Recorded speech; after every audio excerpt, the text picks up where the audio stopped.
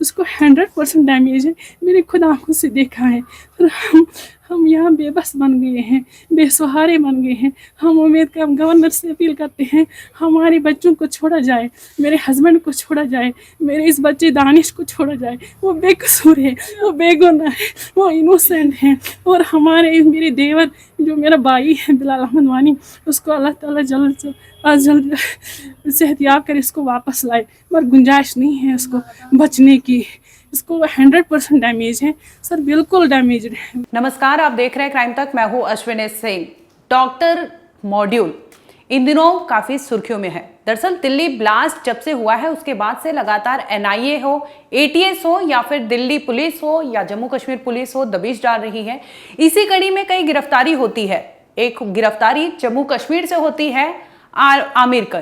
आमिर जब गिरफ्तार होता है, पुलिस उसे दबिश डाल के जब पूछताछ करती है तो कई ऐसे खुलासे होते हैं। लेकिन इस वीडियो में बात करते हैं कि डॉक्टर आदिल से जुड़ा हुआ एक शख्स है, एक पड़ोसी है, जिनके घर पर एक शख्स जब पुलिस पूछताछ के लिए ले जाती है और उनके बेटे को, उनके भाई को, इसके बाद उस घर में कुछ ऐसा होता है कि वो शख्स खुद को ही आग के हवाले कर लेता है, यानी खुद को मौत के गले लगाने की कोशिश करता है। जिसके बाद आनन फानन में उसे अस्पताल ले जाया जाता है, जहां पर वो जिंदगी और मौत से इस वक्त जूझ रहा है। इस पूरे मामले पर घर वालों का भी बयान सामने आया, जिसमें उनका कहना है कि जिस तरह से यूपी के सहारनपुर से डॉक्टर आदिल को गिरफ्तार किया जाता है और इसके कड़ी में जब पूछताछ होती है तो उनके घर पर दबिश डाली जाती है। ना सिर्फ डॉक्टर आदिल के घर पर, आपको बता दें कि उनके जो पड़ोसी है यानी नेबर्स जो है, उन तक भी पुलिस पहुंचती है और जम्मू कश्मीर पुलिस वहां से कुछ लोगों को डिटेन करके ले जाती है। और जब उनसे पूछताछ करती है, इस कड़ी में आगे खुलासा होता है तो कॉलेज के जो स्टूडेंट्स होते हैं उन्हें भी लेके जाती है और इसके बाद उस घर से कुछ लोगों की गिरफ्तारी, डिटेन किया जाता है। और इसी कड़ी में एक ड्राई फ्रूट सेलर जो होता है, 55 साल का शख्स, उसे पुलिस ले जाती है। जब पूछताछ करने के लिए पुलिस थाने में बिठाया जाता है तो वो खुद को ऐसा महसूस कराता है कि उसने कुछ को देखा नहीं है, उसे कुछ पता नहीं है।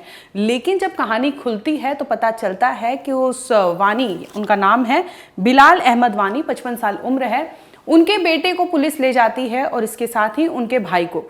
जब पूछताछ करती है तो वानी का कहना है कि मुझे कुछ नहीं पता, मैं सिर्फ और सिर्फ जो डॉक्टर आदिल है, आप देख रहे हैं ये शख्स है, इसे सहारनपुर से गिरफ्तार किया गया था, जिसके बाद कई खुलासे हुए थे। और इसी कड़ी में हरियाणा के फरीदाबाद से जो विस्फोटक बरामद हुए थे उसका खुलासा भी मेन अगर बताए तो डॉक्टर आदिल अहमद की वजह से ही हुआ था।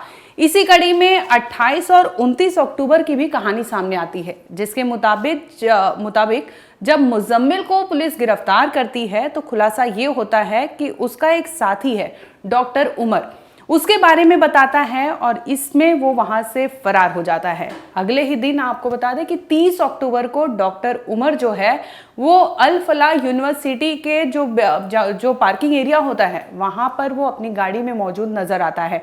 यानी साफ तौर पर अगर मुजम्मिल से जो सूचना मिली थी उसे कश्मीर की पुलिस या फिर हरियाणा की पुलिस काफी दबिश डालती तो बहुत मुमकिन था कि दिल्ली ब्लास्ट को रोका जा सकता था।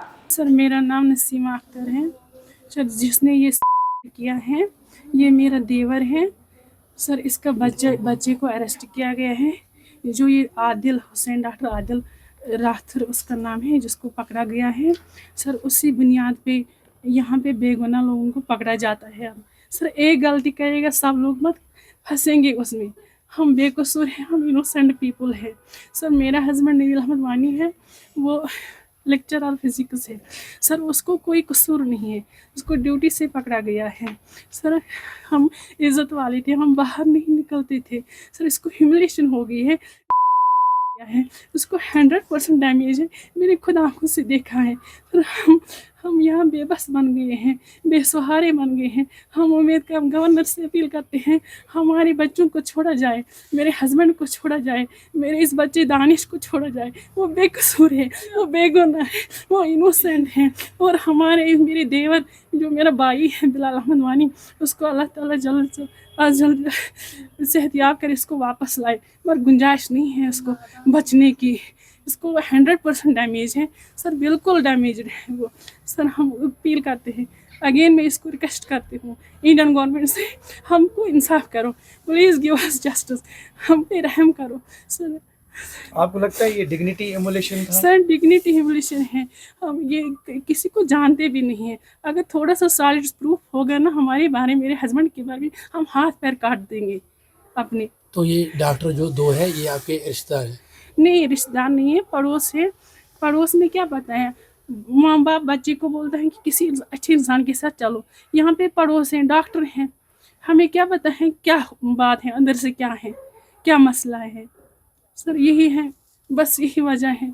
अब क्या आप चाहते सरकार हैं से आप? क्या चाहते हैं? ये सर सरकार आपके से सरकार से सर क्या? सरकार से इंसाफ चाहते हैं हमारे, उनको रिहा किया जाए, जल्द अज जल्द उनको घर भेजा जाए ताकि हम भी राहत की सांस लेंगे, राहत के साथ। अब बात करते हैं डॉक्टर आदिल अहमद की। दरअसल ये शख्स है यूपी के सहारनपुर में प्राइवेट हॉस्पिटल में पढ़ाया करता था, वहाँ पर क्लिनिक में काम किया करता था। हालांकि इसका जो रुतबा था, जो कार्यभार जो संभालता था वहाँ का, वो काफ़ी लोगों में चर्चित था, जिसकी वजह से इसके काफ़ी बड़ी संख्या में इसके पेशेंट्स भी आते थे। इस दरमियान उस हॉस्पिटल पर भी दबिश डाली गई थी। जम्मू कश्मीर की पुलिस की जो टीम है वो भी वहां पहुंची थी और पूछताछ करती है, तो खुलासा होता है कि डॉक्टर आदिल का नेचर कुछ खराब नहीं था।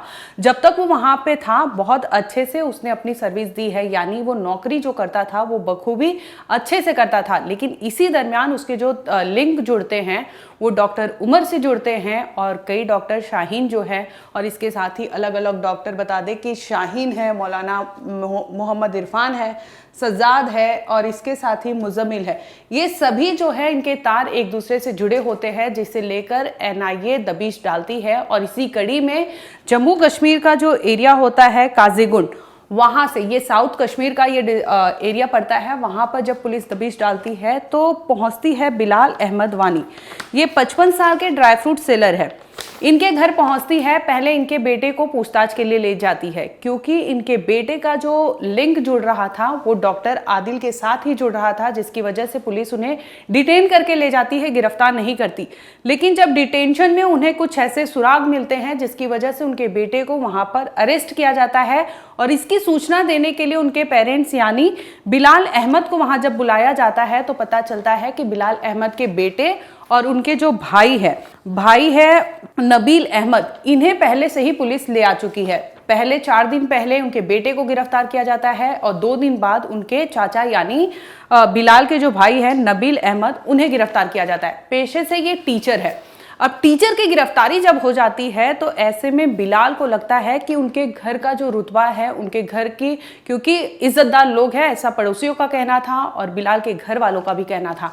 तो इस दरमियान जब पुलिस का आना जाना लगता है और बेटा और उनका भाई जब गिरफ्तार हो जाता है और इसके बाद तीसरा नंबर आता है, तो बिलाल भाई को पुलिस बुलाती है और पुलिस जब उन्हें पूछताछ के लिए ले जाती है, 14 नवंबर की बात है, तब उन्हें पूछताछ के लिए ले जाती है। सैटरडे का दिन था। 15 नवंबर को जब वो घर पर रात को लौटते हैं, इसके बाद काजीगुंड पुलिस स्टेशन इन्हें पूछताछ करने के बाद छोड़ देती है। अगले दिन जब ये सो के उठते हैं, यानी रविवार का दिन था, 16 नवंबर था, सो के उठते हैं, न जाने इनके चेहरे पर क्या गमगीन चीजें चल रही थी, क्या इनके दिमाग में चल रहा था।